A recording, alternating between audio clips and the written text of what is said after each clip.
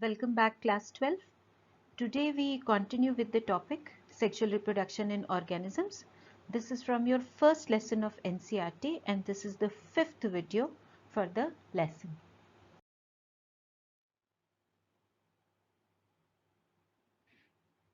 Now, in the previous 4 videos, we have already covered these topics.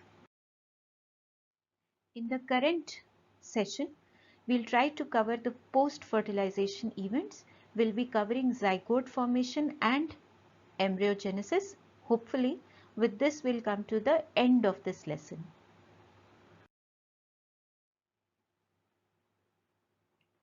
We've already covered that fertilization or fusion of male and female gametes forms the zygote. This zygote is always single cell, always diploid, and it links the previous or parent generation to the next or the offspring generation. And most important, it is essential for survival of species.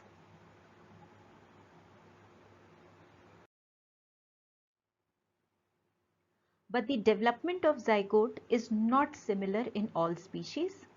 Broadly, there are 3 ways in which a zygote may develop. In lower organisms like algae and fungi, it gets covered by a hard coat for protection. In this manner, it undergoes a resting phase.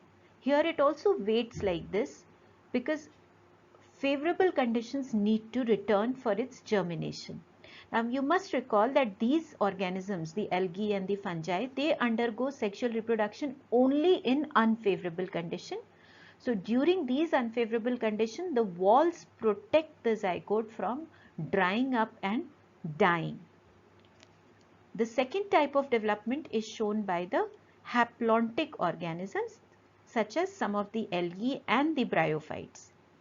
Here, the zygote undergoes meiosis or reduction division and it immediately forms the haploid spores. Now, these haploid spores give rise to gametophytic plant body. This you can revise from your 11th class book. Now, the third pathway is shown by higher organism. Here, the zygote divides mitotically and the cells differentiate to form the embryo. This we'll cover in detail.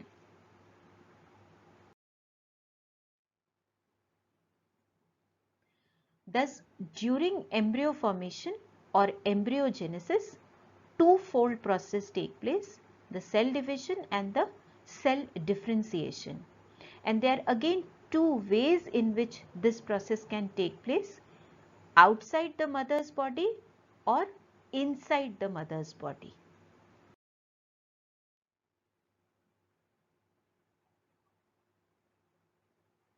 On the basis of location of embryogenesis, organisms are divided into 2 groups: oviparous or the egg-laying organisms and viviparous or those that give birth to young ones. So we can say that in oviparous, the embryo development takes place outside. The eggs here are covered with a calcareous shell to protect the embryo from environmental factors. While in viviparous, the embryo development takes place inside the mother's body.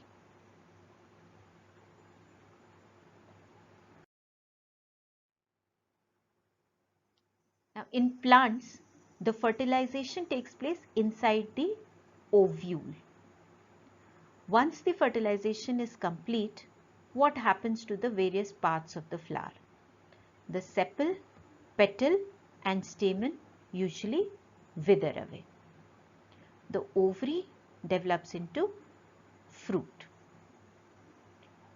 The ovule develops into seed and the zygote develops into embryo. Thus we get the fruit. The fruit itself is covered with a structure known as the pericarp.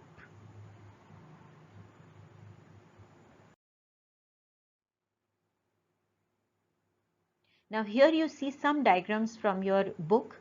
These are the insides of the commonly known fruits. Now what do you think the S and the P stand for? Find out and let me know. With this we come to the last and the most important part of your lesson.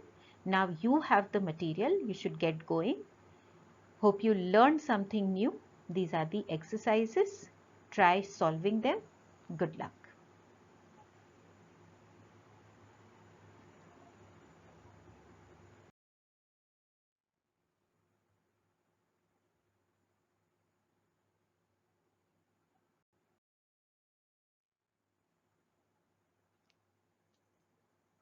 We'll get back with the next lesson soon.